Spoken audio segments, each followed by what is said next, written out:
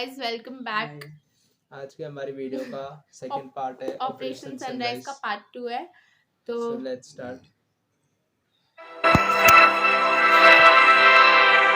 दोपहर होते होते पैरा एसएफ स्क्वाड को पहाड़ दिखाई देने लगता है। पिछले दिन की सुबह ट्रक से उतरने से लेकर अब तक एक बार भी ये कमांडोज आराम करने के लिए नहीं रुके थे। इसीलिए लेफ्टिनेंट कर्नल डेल्टा इनको थोड़ी देर रुककर लंच करने को कहते हैं। इन कमांडोज के बैकपैक में पोर्टेबल स्टोव्स और हेक्सामिन फ्यूल टैबलेट्स थी, जो जलने पर किसी भी प्रकार की गंध और धुआं नहीं छोड़ती। स्टोव जलाने के बाद भूख से तड़प रहे ये कमांडोज अपने अपने बैग से राजमा पुलाव के पैकेट्स निकालते हैं और धीमी आंच पर गर्म कर खाना शुरू कर देते हैं। राजमा पुलाव के बाद ये फौजी मीठे में शक्कर पारे का सेवन करते हैं, एक मिठाई जिसका स्वाद इन्हें इस घने जंगल में भी घर की याद दिला देता है।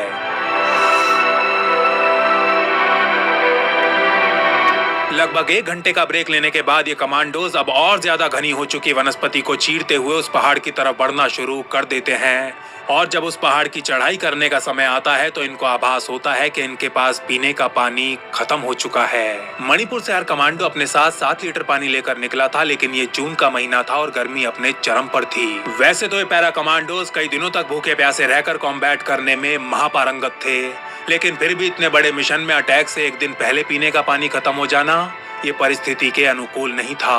अपने सभी साथियों से इशारों इशारों में कंफर्म करने के बाद एक कमांडो लेफ्टिनेंट कर्नल डेल्टा से कहता है, सर वो सबका पानी खत्म हो गया है, किसी के पास एक बूंद भी नहीं बची है।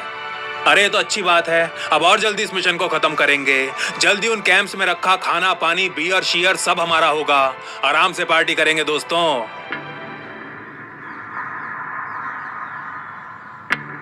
मिशन लीडर होने के नाते लेफ्टिनेंट कर्नल डेल्टा इम्फाल में मौजूद आर्मी नेतृत्व के साथ लगातार संपर्क बनाए हुए थे। उन्हें एक इनक्रिप्टेड मोबाइल फोन दिया गया था जिसमें सिग्नल अभी भी 3 बार दिखा रहा था।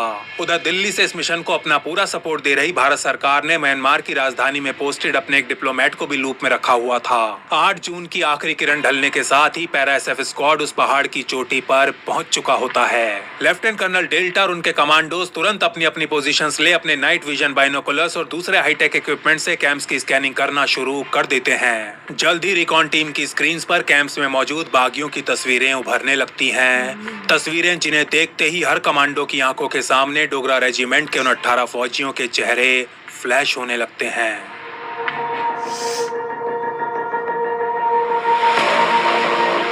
अब रात पूरी तरह ढल चुकी थी और ये पहाड़ भी चंद्रमा की चांदनी में नहाने लगा था। लेफ्टिनेंट कर्नल डेल्टा अपने टीम लीडर्स के साथ एक और बार स्ट्राइक्स के प्लान को रिहर्स और फाइन ट्यून करने में लग जाते हैं। इस प्लान के अनुसार पैरा एसएफ स्क्वाड को कुल 4 सब यूनिट्स में बांटा जाना था। पहली सब यूनिट को बिल्कुल सामने से कैंप के ऊपर आक्रमण कर इस ऑपरेशन का शंखनाद करना था। 2 कट ऑफ सब यूनिट्स को कैंप्स की विपरीत दिशाओं से बागियों को इंटरसेप्ट कर उन्हें न्यूट्रलाइज करना था और चौथी सब यूनिट को सबसे महत्वपूर्ण रियर गार्ड ग्रुप फॉर्म करना था, यानी कि इस टीम को सबसे पीछे रहते हुए उन बागियों को खत्म करना था जो तीनों टीम से बचने में सफल हो गए थे। इन कमांडोज के ऑर्डर्स बिल्कुल क्लियर थे। 9 जून के सूर्योदय के साथ ही इन्हें अत्यंत भीषण फायर पावर के साथ इन कैंप्स के ऊपर धावा बोलना था।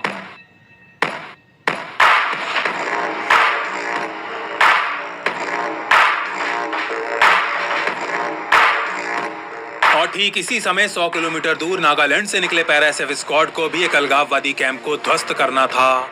इंटेलिजेंस इनपुट्स के अनुसार एनएससी-एनके का कुख्यात मिलिट्री एडवाइजर निकी सुमी इस समय इसी कैंप के अंदर छुपा हुआ था।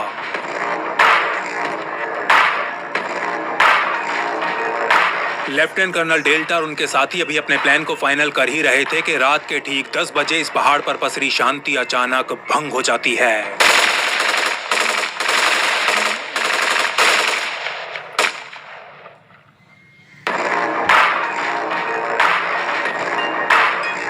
ये आवाज सुनते ही सभी कमांडोज अपने वेपन्स को रेडी टू फायर मोड में डाल अपनी अपनी पोजीशंस पर एक घुटने के बल बैठ जाते हैं। क्या हमारा कवर एक्सपोज हो चुका है? कहीं बागियों को हमारे आने का पता तो नहीं चल गया? फायरिंग की आवाज सुनते ही लेफ्टिनेंट कर्नल डेल्टा के मन में इस प्रकार के हजारों प्रश्न एक ज्वालामुखी की तरह फटने लगते हैं। वो कुछ गहरी सांसें लेने के बाद धीमी आवाज में अपने स्क्वाड को स्टैचू बने रहने का आदेश देते हैं, जिसके बाद हवा से हिल रहे पत्तों के अलावा दूर दूर तक दूसरी कोई आवाज सुनाई नहीं देती।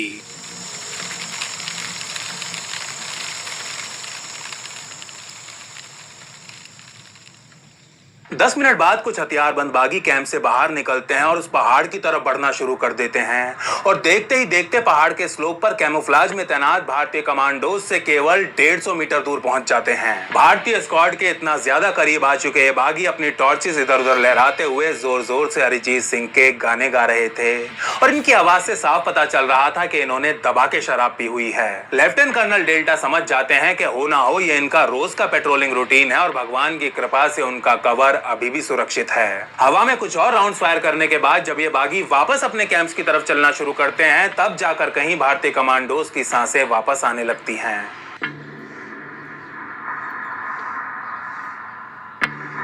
आज की इस रात चटनी के साथ ठंडी पूरियां खाने के बाद पैराएसएफ के ज्यादातर कमांडोज थोड़ी देर के लिए अपनी आंखें बंद कर लेट जाते हैं, लेकिन रिकॉन टीम बिना एक क्षण के लिए भी अपनी पलकें झपकाए गिद्ध की तरह लगातार इन टारगेट कैंप्स के ऊपर अपनी नजरें गड़ाए रहती है। भारतीय एसएफ के इन जवानों को अपनी आंखें बंद किए अभी मुश्किल से 2 घंटे भी नहीं हुए थे कि एक बार फिर कैंप से फायरिंग की आवाज आने लगती है और इस बार ये फायरिंग एक आध नहीं बल्कि पूरे 10 मिनट तक चलती है। अचानक रुक जाती है और एक बार फिर ये बागी अपने कैंप्स के अंदर वापस चले जाते हैं। इसके ठीक 2 घंटे बाद सुबह के 3 बजे बागियों की तरफ से फायरिंग का एक और राउंड शुरू कर दिया जाता है।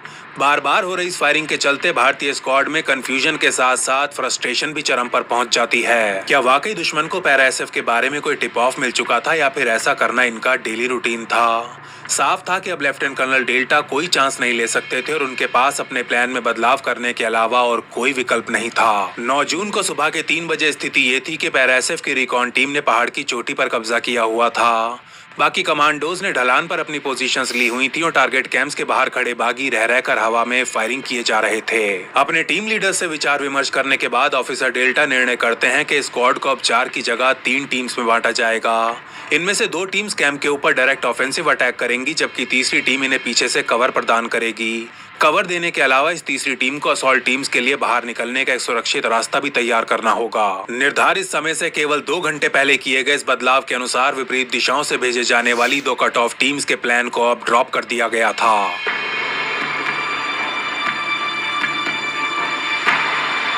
सुबह के 4 बजे पेट के बल रेंगते हुए भारतीय कमांडोज अपनी अंतिम असॉल्ट पोजीशन की तरफ बढ़ने लगते हैं। अपने हेलमेट पर लगी नाइट विजन डिवाइस से ऑस्कर डेल्टा देखते हैं कि आखिरी फायरिंग करने के 1 घंटे बाद भी वो बागी अपने टेंट्स के अंदर वापस नहीं गए हैं। कैंप्स की परिधि पर खड़े इन बागियों पर नजर बनाए पैराएसएफ के कमांडोज बिना किसी आवाज के आगे की तरफ बढ़ते रहते हैं और जब इनके और बागियों के बीच का फासला केवल 10 मिनट का रह गया होता है तब अचानक वो बागी अपने कैंप्स की तरफ चल पड़ते हैं। अपने दोनों हाथों में राइफल और रॉकेट लॉन्चर जैसे हथियार थामे भारतीय कमांडोज इन बागियों के पीछे रेंगना जारी रखते हैं और जब ये बागी पूरी तरह अपने कैंप्स के अंदर जा चुके होते हैं तो 20-20 कमांडोज की ये 2 टीम्स बिल्कुल चुपचाप इन कैंप्स के बाहर एक सेमी सर्कल बना लेती हैं।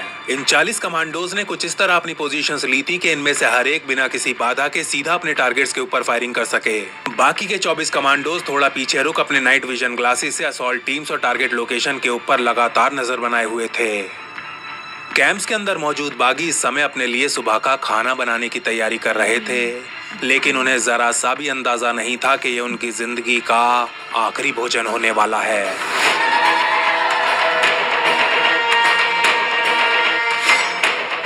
लेफ्टिनेंट कर्नल डेल्टा को अपने एक बर्मीज इन्फॉर्मर से इंटेलिजेंस मिली थी कि ये बागी दिन में केवल 2 बार ही खाना खाते हैं, पहला सुबह के 5 और दूसरा दोपहर के 3 बजे। इसका मतलब ये था कि कुछ ही देर में सभी बागी खाना खाने के लिए एक साथ डाइनिंग एरिया में इकट्ठा होने वाले थे और यही कारण था कि अटैक का टाइम सुबह के ठीक 5 बजे रखा गया था। अब 5 बजने में केवल कुछ ही मिनट रह गए थे और इस दौरान lieutenant colonel Delta target area का एक अंतिम बार आकलन करते हैं। कैंप्स के बाहर बनी सबसे पहली सेंट्री पोस्ट खाली पड़ी हुई थी। इसके पीछे 2 पोस्ट और थी जिनमें से एक पर 4 और दूसरी पोस्ट पर 2 बागी पहरा दे रहे थे। इस आकलन के बाद ऊपर देखते हुए ऑफिसर डेल्टा ईश्वर से आशीर्वाद लेते हैं, फिर अपने पीछे कार्ल गुस्ताव रॉकेट लॉन्चर्स लिए 2 कमांडोज को बाएं हाथ से एक इशारा करते हैं और ठीक 5 सेकंड बाद इन स्वीडिश लॉन्चर्स से निकले 2 रॉकेट्स उन दोनों सेंट्री पोस्ट के परखच्चे उड़ा देते हैं।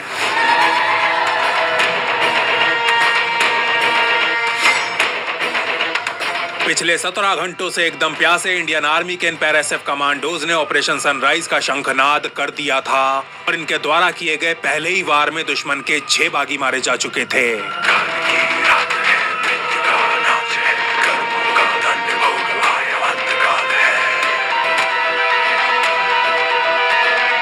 रॉकेट्स के धमाकों से आए भूकंप ने डाइनिंग एरिया में बैठे अलगाववादियों को उनके ऊपर शुरू हो चुके आक्रमण का समाचार दे दिया था।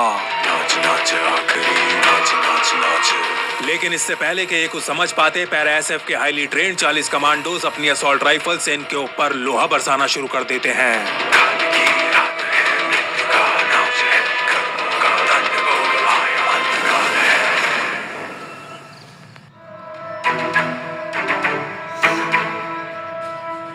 भारतीय स्क्वाड द्वारा की जा रही ये फायरिंग रैंडम नहीं बल्कि एक दूसरे के साथ ताल बिठाकर की जा रही थी, बिल्कुल वैसे ही जैसे एक प्रोफेशनल सिम्फनी के संगीत वादक एक दूसरे के साथ सामंजस्य बिठाते हुए एक मधुर मेलोडी को परफॉर्म करते हैं।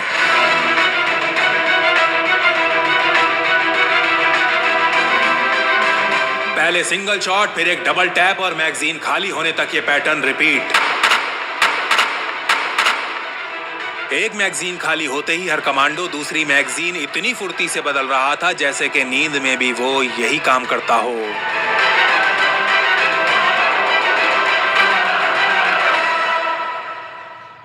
पैरा एसएफ द्वारा अलगाववादियों के ऊपर किया गया यह अटैक इतना ज्यादा भीषण था कि वो सर कटे मुर्गों की तरह इधर उधर भागने का प्रयास कर रहे थे। आखिर हमारे साथ ये हो क्या रहा है?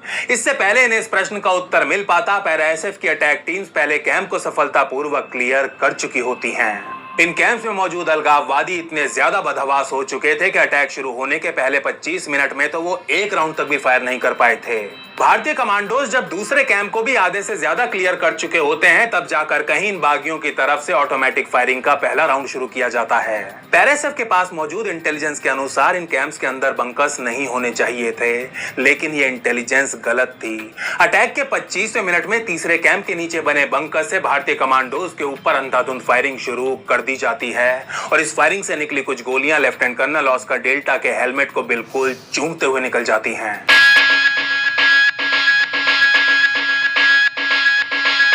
लेकिन भारतीय फौज के पैरा कमांडोज आज पूरी तैयारी के साथ आए थे।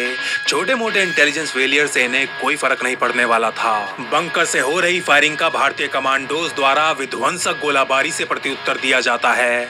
अपनी AK-47 में लगे अंडर बैरल ग्रेनेड लॉन्चर से कमांडोज इन बंकर्स के ऊपर ग्रेनेड्स की बारिश कर डालते हैं और हवा को चीरते हुए शैपनर्स चारों दिशाओं में तबाही मचाने लगते हैं कि तभी कार्ल गुस्ताव से एयरबस्ट मोड में निकले 84 mm के 2 रॉकेट्स प्रकट होते हैं और उन बंकर से ठीक 1 फीट ऊपर जाकर फट जाते हैं। म्यांमार में स्थित अलगाववादियों के 2 सबसे बड़े कैंप्स को पूरी तरह जबकि तीसरे को आधे से ज्यादा खाक में मिला दिया गया था। ऑपरेशन सनराइज का उद्देश्य पूरा हो चुका था और इस पॉइंट पर मिशन लीडर ऑस्कर डेल्टा को यह निर्णय लेना था कि अब उन्हें वापस मुड़ना शुरू कर देना चाहिए या नहीं।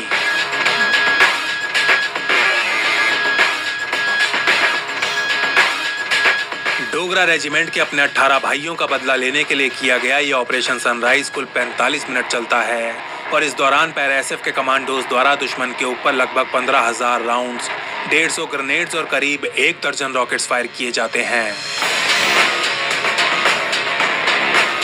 लेफ्टिनेंट जनरल बिपिन रावत द्वारा ऑस्कर डेल्टा को बिल्कुल साफ निर्देश दिए गए थे कि ऑपरेशन खत्म होते ही उन्हें बिना किसी विलंब जल्द से जल्द वापस मुड़ना है और लेफ्टिनेंट कर्नल डेल्टा भी बिल्कुल ऐसा ही करते हैं। ऑपरेशन पूरा होते ही लेफ्टिनेंट कर्नल डेल्टा और उनके कमांडोज अपने सिविलियन गाइड्स की सहायता से वापस बॉर्डर की तरफ चलना शुरू कर देते हैं। पैरा एसएफ का यह ऑपरेशन सनराइज आर्मी लीडरशिप की अपेक्षाओं से कहीं ज्यादा सफल रहा था और सबसे बड़ी बात यह थी कि ऑपरेशन में शामिल एक भी कमांडो को हल्की सी खरोंच तक नहीं आई थी।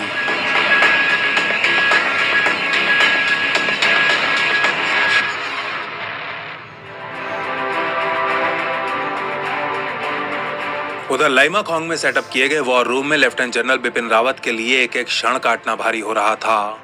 सुबह के 6 बज चुके थे और प्लान के अनुसार अब तक उनके पास लेफ्टिनेंट कर्नल डेल्टा की कॉल आ जानी चाहिए थी। हेलोजन लैंप से जगमगा रहे इस वॉर रूम में मौजूद हर आदमी अपने अंदर उठ रहे नकारात्मक विचारों से लड़ने में लगा हुआ था कि तभी कोर कमांडर रावत की मेज पर रखा मोबाइल फोन बज उठता है। Mission accomplished. I repeat, mission accomplished.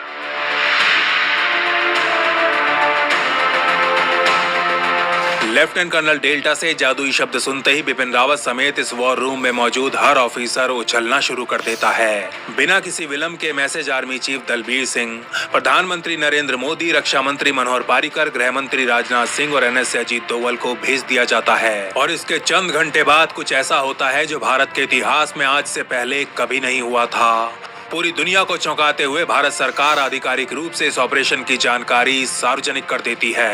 Early this morning, the Indian Army engaged two separate groups of militants along the Indo-Myanmar border at two different locations along the Nagaland and Manipur border.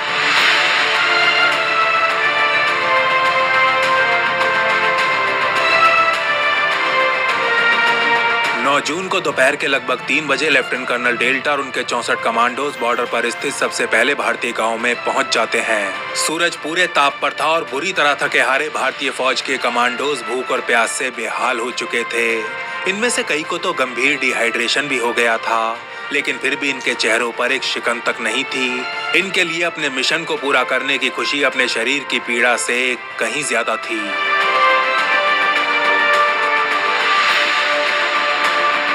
Lieutenant colonel delta और उनके आदमी इस गांव में बने एक छोटे से ठेके पर पड़ी बियर की सारी बॉटल्स खरीद लेते हैं और अपने साथियों के साथ गटागट इन बॉटल्स को पीते हुए वो देखते हैं कि उनकी ये बियर मेड इन म्यांमार है। कई दिनों में पहली बार आज ये कमांडोज बिना किसी झिझक या संकोच के अपना दिल खोलकर हंसते हैं।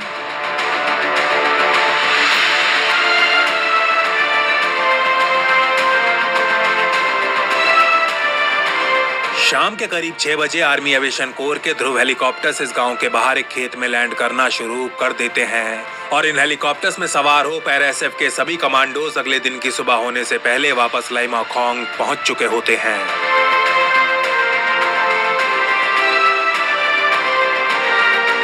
उधर नागालैंड से बॉर्डर क्रॉस कर NSC-NK के कैंप पर हमला करने वाला पैरा एसएफ स्क्वाड इतना भाग्यशाली नहीं था। उनके पहुंचने से केवल कुछ ही देर पहले अलगाववादी वो कैंप छोड़कर भाग गए थे और पैरा एसएफ स्क्वाड उस खाली कैंप को नष्ट कर वापस अपने बेस पर आ गया था।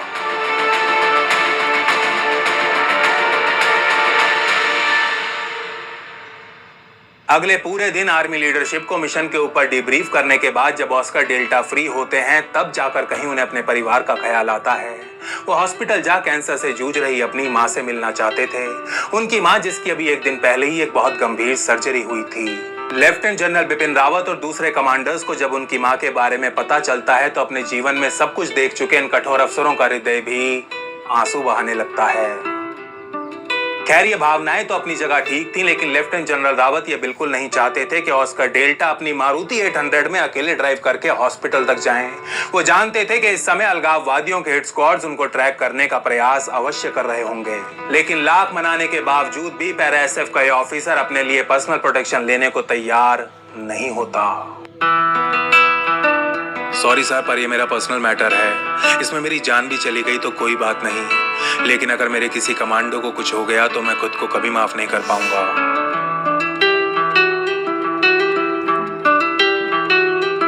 10 जून की रात लेफ्टिनेंट कर्नल डेल्टा अपनी मां के साथ हॉस्पिटल में बिताते हैं और जब अगली सुबह अपने बेस वापस लौटते हैं तो उन्हें ऑपरेशन सनराइज द्वारा मचाई गई तबाही की सटीक जानकारी दी जाती है। 9 जून 2015 की उस सुबह की गई भारतीय स्ट्राइक्स के परिणाम स्वरूप कुल 50 से ज्यादा अलगाववादी मारे गए थे। इंटेलिजेंस इनपुट्स के अनुसार राख बन चुकी उस कैंप साइट से बर्मीज आर्मी के 2 ट्रक्स भी निकलते हुए दिखाई दिए थे। 2 ट्रक्स जिनमें एक के ऊपर एक बागियों के प्राणों से हीन शरीर लदे हुए थे।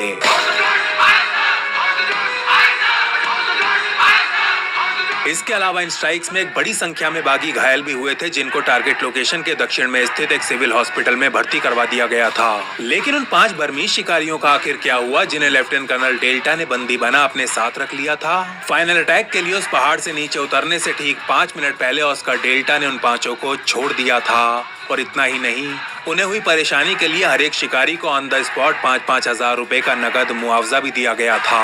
जो आग ये सीने में है, जगा उसे, बढ़ा उसे। ऑपरेशन सनराइज के 2 महीने बाद 14 अगस्त 2015 की शाम लेफ्टिनेंट कर्नल ऑस्कर डेल्टा को भारत सरकार द्वारा कीर्ति चक्र से सम्मानित किया जाता है। उनके अलावा ऑपरेशन सनराइज में दिखाई गई वीरता के लिए उनके स्क्वाड के हवलदार रैंक के कमांडो को शौर्य चक्र और 5 अन्य कमांडोज को भी सेना मेडल प्रदान किए जाते हैं। जो भी जुर्रत कर जाए टकराने की। 14 अगस्त की उस शाम को याद करते हुए लेफ्टिनेंट कर्नल ऑस्कर डेल्टा कहते हैं, यार मैं कोई रैम्बो वैम्बो नहीं हूँ। इस कीर्ति चक्र के ऊपर मुझसे कहीं ज्यादा मेरे कमांडोज का अधिकार है। मैंने तो सिर्फ अपना काम किया। हाँ, जब बढ़िया काम के लिए आपको शाबाशी मिलती है तो आपको अच्छा जरूर लगता है। बस ये मेडल्स और अवार्ड्स इससे ज्यादा मेरे लिए कोई महत्व नहीं रखते।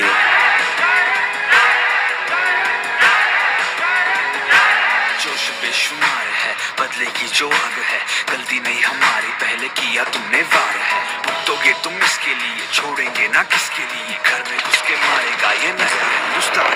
देश मेरा, मेरी माँ है मेरी जान। गाइस बहुत अच्छी वीडियो थी। लास्ट में बताया उनका क्या हुआ शिकारी का, पर यार 5000 मुआवजा क्यों दिया? उनको तकलीफ दी तूने, उनको अपने साथ लेकर गई। बट वो तो उनको डाउट था तो ऑब्वियस रीजंस की वजह से। पर ठीक है, इसमें ऑस्कर डेल्टा की शक्ल नहीं दिखाई। क्यों दिखाएंगे? अभी तक रिटायर तो नहीं होंगे ना? 2015 की बात है। शायद से नहीं हुए होंगे तभी नहीं दिखाई। रैंक कौन सी बताई? Lieutenant colonel. नहीं हुए होंगे। Lieutenant colonel Oscar Delta. नहीं हुए होंगे। गाइस बहुत ही अच्छी, मतलब पता इसमें बिहाइंड द सीन्स दिखा रहे थे। हमें तो बस ये पता था कि जब उन्होंने फाइनल स्टेटमेंट दी थी न्यूज़ में, लाइक उसमें आके मीडिया के सामने आके कि ऐसा ऐसा हुआ है। अगर जानना ही है तो कीर्ति चक्र देख ले 2015 में किसको मिले थे। हाँ जब उनका प्रेसिडेंट में मिले थे ना। और उनको शौर्य चक्र तो पहले मिल चुका था 2004 में, और उनके बाकी उनको 2004 में मिला, मतलब बाकी उनके जो कमांडोज थे उनको शौर्य चक्र मिला और सेना मेडल मिला। हाँ, पर ये था कि यार नागालैंड से जो गए थे उनका मतलब बेकार में हो गया। इंटेल लीक हो गई होगी। इंटेलिजेंस लीक हो गई, तभी वो लोग छोड़ के चले गए। सही बोला, नहीं तो नागालैंड वालों का तो और आसान हो जाएगा ना, मतलब पास में ही था। तभी तो फैल गई होगी, निकल गए वहां से। हाँ, इनफैक्ट इसमें भी तो डर ही लग रहा था कि ये भी फैल गई होगी। या फिर वहां पे पहले हमला हुआ होगा तो यहाँ पे पहले पता चल गया होगा उनको भी। और वो अरिजीत सिंह के गाने गा रहे थे। गाइस अच्छी थी, बहुत अच्छी वीडियो थी, और डॉक्यूमेंट्री थी। हाँ, डॉक्यूमेंट्री बहुत अच्छी और अच्छा हुआ लास्ट में जब वो उनको माँ को देखने जाते तो कहते हैं मुझे कोई पर्सनल प्रोटेक्शन नहीं चाहिए।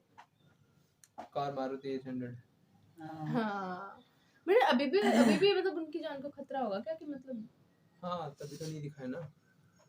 जान को खतरा होगा जब इस फेस नहीं दिखाया, इनके उनकी फैमिली को भी मतलब क्रेडेंशियल्स बहुत ज्यादा होंगे अलग से वो उनके। दिया गया ना, मतलब रहने का कितना रिस्क होता है। रिस्क तो काम है। बहुत अच्छा था। और इसमें जो गवर्नमेंट है उनका भी लाइक ऑफ कोर्स उनका भी बहुत कंट्रीब्यूशन था, बहुत सपोर्ट था।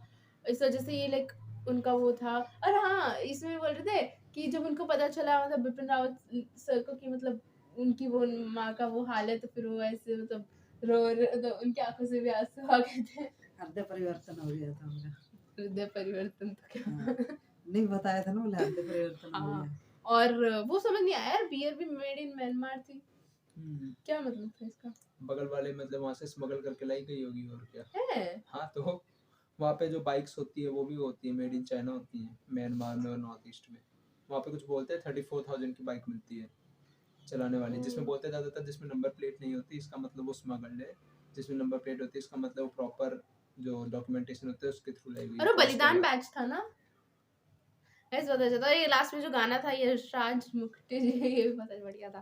तो अगर आप चाहते हो कि हम और किसी वीडियो पे रिएक्ट करें तो आप नीचे कमेंट सेक्शन में हमें कमेंट कर सकते हो या लिंक दे सकते हो। इस वीडियो के लिए इतना ही, आपसे अगले वीडियो में मिलते हैं, जब तक के लिए जय हिंद।